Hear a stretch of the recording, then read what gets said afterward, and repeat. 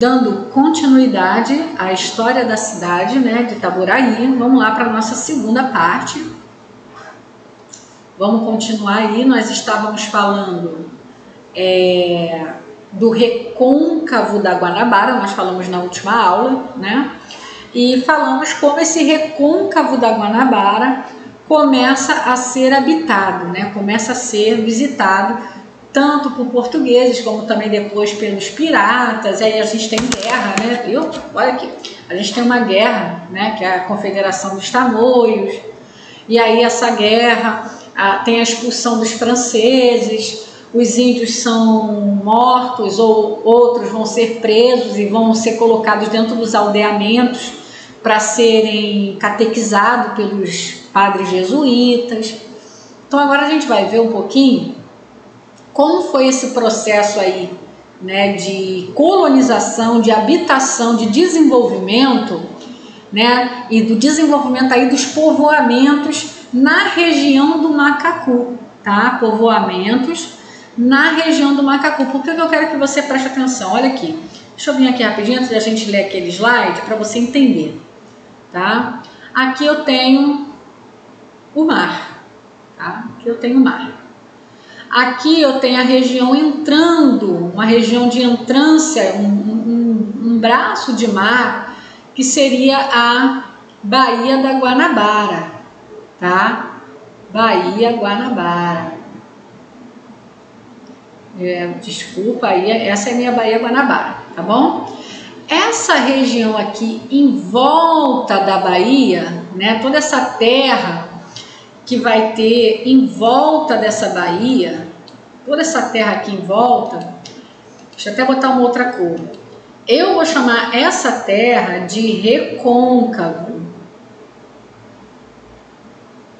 tá? Recôncavo da Guanabara. Toda essa parte que envolve a Baía de Guanabara.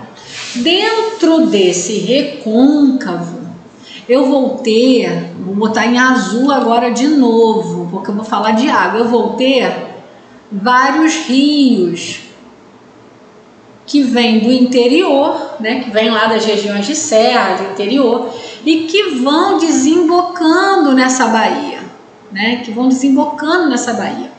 Um desses rios, tá, seria o rio Macacu.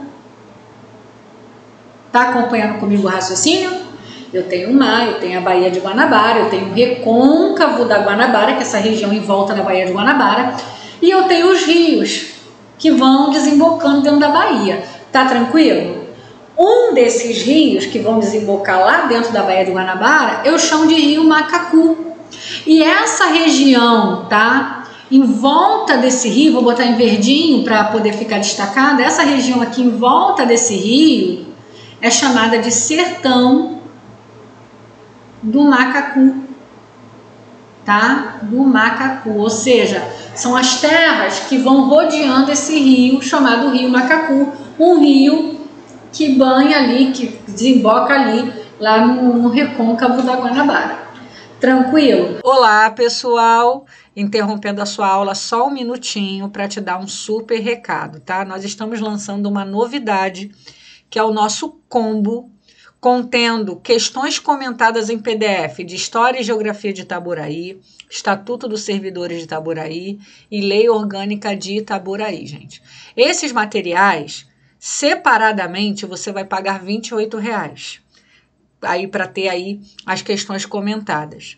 Se você comprar dentro do nosso combo, você vai estar tendo um desconto de R$ 14,00, gente. Você vai pagar R$ 70,00 por todos esses tópicos, né? Por todos esses assuntos nesse material, totalizando aí mais de 200 questões comentadas para você treinar, versando sobre história, estatuto e lei orgânica. Professora, a lei orgânica não está no meu edital. Gente, isso é um equívoco. Deixa eu mostrar para vocês onde vocês vão encontrar a lei orgânica. Muitos candidatos estão achando que não terá lei orgânica porque ela não veio separada, não veio destacada no edital. Mas eu vou mostrar para vocês aqui no edital, ó, lei orgânica está dentro dos conhecimentos de fundamentos da educação. Olha aqui, ó, Prefeitura de Itaboraí, conhecimentos comuns para o cargo de nível médio, língua portuguesa, e aqui, ó, fundamentos da educação, ó. E aqui tá para você, ó, olha aqui a lei orgânica, eu botei até em vermelho, ó. Lei orgânica do município de Itaboraí, ela está dentro de fundamentos da educação para todos os cargos. Então, muita gente não tá vendo lei orgânica lá separado, discriminada, e tá achando que não terá lei orgânica, mas terá sim, tá? Então, você que tá aqui assistindo com a gente, já se antecipa adquirindo nesse combo, você vai ter aí 60 questões comentadas de lei orgânica para não ser pego de surpresa lá na sua prova. Muitos serão pegos de surpresa, mas você que está aqui com a gente não vai ser, tá bom? Então, adquirindo esse combo, você vai ter essa super vantagem. Se você quiser ver como é que o nosso material ó, bota aqui, ó, amostra grátis. Clicou em amostra grátis, vai abrir para você um pedacinho do material. Você pode ver aqui a amostra grátis de todos eles e depois para poder depois aí estar adquirindo, né, com segurança o material que nós estamos oferecendo para vocês, tá? Também aqui no nosso site você vai encontrar, ó, questões aqui, ó, conhecimentos pedagógicos e legislação educacional, né? Você pode abrir aqui, você vai ter no conhecer todos os detalhes, ó, todos os detalhes do que está aqui nesse material. Aqui tá todos os tópicos e quantas questões desse tópico você vai encontrar no nosso material. São mais de 800 questões comentadas para você treinar tanto de conhecimentos pedagógicos, como também da parte de legislação educacional. Tá tudo aqui organizadinho para você. Temos o nosso curso para você que é professor de história, né? Toda a parte específica do seu edital você vai ter questões e teoria em videoaulas aqui no nosso curso para professor de história. Dá uma olhada aqui no nosso curso. E também temos redação. Não somente, né, independente se terá ou não a redação no seu concurso, mas você que faz aí concursos de magistério, se você quiser já se antecipar e estar sempre bem preparado para as provas de redação, tá aqui para você, ó, redação imbatível, um preço super acessível para o material formidável, tá, que está sendo fornecido aqui nesse curso, ok? Então tá aí para você o nosso recado, o link, tá, para você entrar aqui e ver os nossos materiais, o link tá aqui na descrição do vídeo, ok? Então, dado o recado, vamos embora para a aula. Volta comigo aqui, a gente vai falar agora como é que essa região do Macacu, que é onde fica, inclusive, né, a cidade de Itaboraí, uma das cidades que se localizam nessa região, como essa região vai ser desenvolvida, vai sendo povoada, vai começar a ser ocupada. As pessoas vão começar a viver lá, vão começar a montar, né, negócios, comércios, e essa região começa de um deserto, de um sertão, começa a se tornar em pequenas vilas, pequenos povoamentos, que depois vão originar as cidades. Tá tranquilo até aqui? Então vamos lá. Primeiro fator aqui, tá? Um dos fatores, não é o primeiro, um dos fatores, foi esse aqui, ó. A proximidade de rios navegáveis, tá? Que rios eram esses? Rio Macacu, Rio Caceribu e Rio Aldeia. Por que são rios navegáveis? Vou desenhar um barquinho, ó. São navegáveis porque os barquinhos, né? Você conseguia navegar nesses rios com embarcações de médio a grande porte, tá? Então são rios navegáveis. Alguns rios você só conseguiria navegar por serem rios pouco profundos, rios muito rasos. Você só conseguiria circular com uma canoa, né, com uma jangada, com um barquinho pequeno. Esses rios não, esses rios com grandes embarcações você conseguia navegar por ele. Por isso são rios navegáveis, que poderiam ser navegados, ok? Então, olha aqui dentro dessa realidade, imagina um barco vindo aqui, ele vem da Europa, entra aqui pela Bahia, e aí ele consegue entrar por esse rio, chamado Rio Macacu, ou pelo Rio Aldeia, ou pelo Rio nomezinho chato, né? Caceribu, né? Ele entra por um desses rios e consegue entrar dentro desses locais onde vão acontecer o que ali? Vai acabar tendo ali alguns portos, que esses barcos entram, buscam a mercadoria, depois eles retornam pela Baía de Guanabara para irem, né, de volta para a Europa, porque os produtos eram retirados aqui do Brasil e eram levados para a Europa. Nesse período, o Brasil pertencia a Portugal, então toda a riqueza praticamente que o Brasil produzia ia para Portugal, através dos navios. Tá conseguindo conectar comigo? É bem tranquilo, né? Não vou ficar aqui falando 1000 coisas de colonização do Brasil, coisas que não vão cair na tua prova. Eu tô focando naquilo que é importante você entender sobre a região que a gente está estudando, tá bom? Então, a região do Rio Macacu é essa região que está em volta ali do rio. E essa proximidade aí desses rios vão levar ao desenvolvimento de algumas vilas. Uma dessas vilas que se desenvolve por conta desses rios navegáveis é a vila de Santo Antônio de Sá, tá? Não se preocupe de guardar o nome dessa vila agora, porque a gente vai falar dela. Essa vila é importante porque é uma das vilas que compôs o território de Itaboraí, tá bom? Outro fator que vai levar ao desenvolvimento dessa região é a presença dos jesuítas, tá? Os padres jesuítas vêm para essa região e eles montam aldeamentos. Lembra que a gente falou na última aula? Vai ter aldeamento em volta, ó, vários aldeamentos sendo feitos em volta desse recôncavo, tá? E esses aldeamentos vão ocasionar o quê? O desenvolvimento também do local, vão trazer gente para esse local, né? Vão fazer com que esse local passe a ser ocupado, tá? A mão de obra indígena acaba sendo um atrativo nesse momento. Então o cara de repente vai montar um engenho nesse lugar, por quê? Porque quando ele está fazendo o engenho, ele pode conseguir a ajuda dos índios, né? Pedir que os jesuítas peçam que os índios auxiliem na construção desse engenho, ele vai ter mão de obra. Então esses aldeamentos acabam trazendo também povo, trazendo gente para essa região do Macacu, tá bom? Um dos aldeamentos foi o São Barnabé, tá? E esse aldeamento de São Barnabé, que a gente também vai falar em breve mais sobre ele, ele vai ocasionar o desenvolvimento dessa vila, que é a Vila São José del Rei, tá? Guarda também o nomezinho dessa vila, a gente vai falar dela depois, é uma outra vila que também ajudou a originar a cidade de Itaboraí, tá bom? Outro fator que vai levar também ao desenvolvimento aí dessa região é o fato de existir lá várias rotas de tropeiro. Eita, rota de tropeiro, professor, agora embolou. Deixa eu desfazer aqui essa sujeirada aqui, para ver se eu consigo explicar para vocês isso também desenhando. Eu adoro desenhar, gente. Pena que eu não sei. Pena que eu não sei, gostar eu gosto, eu só não sei. Mas a gente tenta, né? Pelo menos assim, o básico para você conseguir ter uma visão, eu conseguir mostrar para você o que está dentro da minha cabeça já ajuda bastante. Já ajuda você, de repente, a compreender melhor. Vamos lá. Então, o que eu vou ter aqui? A rota de tropeiro. O que é uma rota de tropeiro, professora? Rota é simples, rota é uma estrada, né? Então, aqui, por exemplo, eu tenho um rio. Vamos supor que fosse o Macacu, tá? E esse rio tem alguns portos. O que é um porto? Um lugar onde os navios param, atracam e as mercadorias são embarcadas nele. Para que essa mercadoria chegue até esse lugar, para ser embarcada no navio, ela vai vir do engenho, que nem sempre fica perto do rio. Então aqui eu tenho um engenho. Normalmente eram os engenhos de açúcar nessa época, tá? Vai acontecer o quê?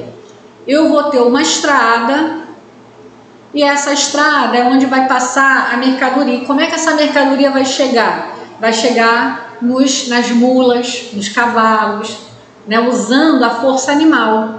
Então essas tropas, que é esse grupo aí de pessoas que conduziam mulas, cavalos, bois, carregados de mercadoria, para que essa mercadoria fosse embarcada nos navios e depois levadas, né, para a Europa, essas pessoas eram chamadas de tropeiros, eram as tropas, e elas passavam por essas rotas.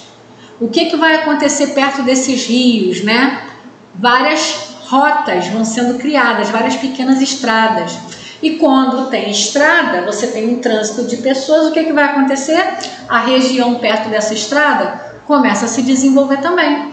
Porque, poxa, se passa tropeiros aqui, vamos supor que eu, né, tô procurando um lugarzinho para viver. Aí, caramba, eu tô vivendo, eu vou viver onde? Eu vou viver perto de uma estrada. Por quê? Porque como tem um fluxo muito grande ali de tropeiros, de viajante, eu posso construir um estabelecimento para servir alimento, eu posso vender comida, vender água, vender coisas que podem me dar uma renda, tá?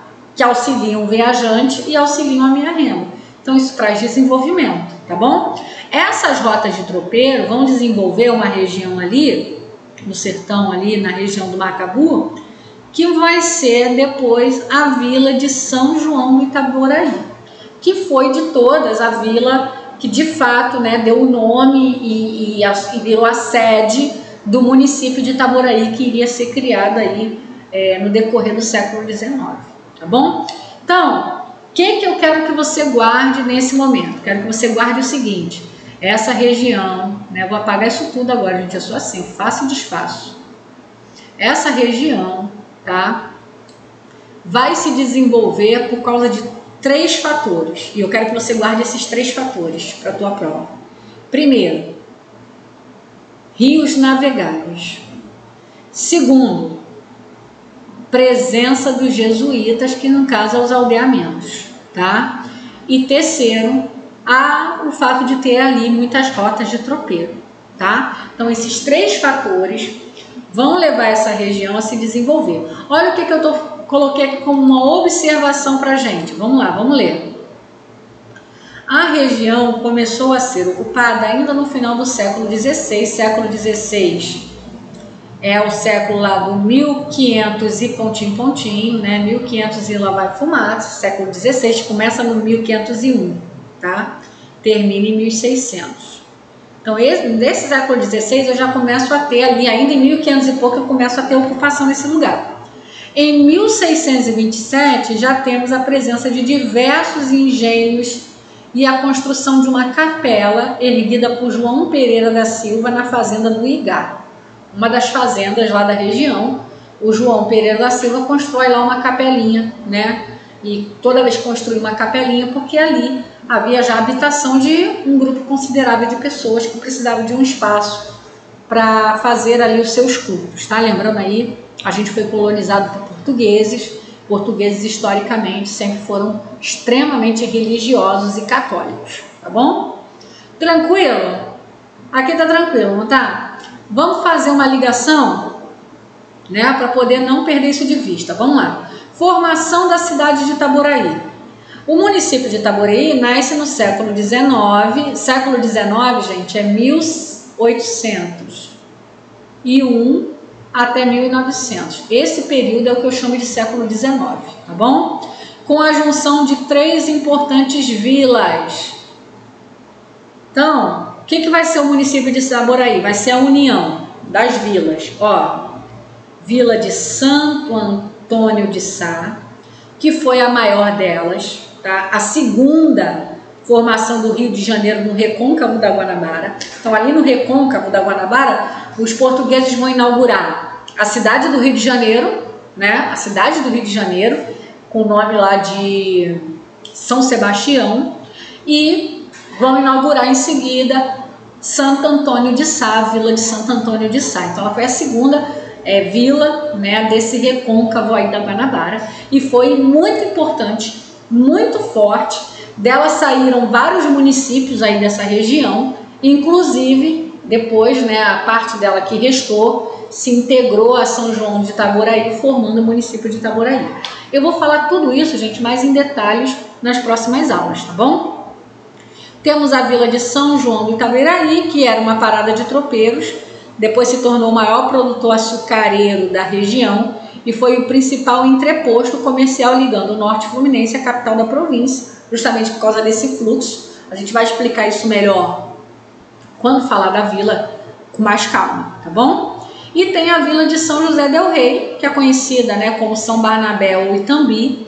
Foi uma importante missão jesuítica entre os índios Marô, Momis e Tamoios que habitavam a região. Também vamos falar um pouquinho mais para frente mais sobre a vila de São José del Rei. Só quero que nesse momento você guarde 3 coisas, guarde o nome das 3 vilas, 3 vilas que compõem o território de Itaboraí: Vila de Santo Antônio de Sá, Vila de São João do Itaboraí e Vila de São João del Rei. Uniu as 3, formou o que será hoje, né, o que é hoje o município de Itaboraí, tá bom?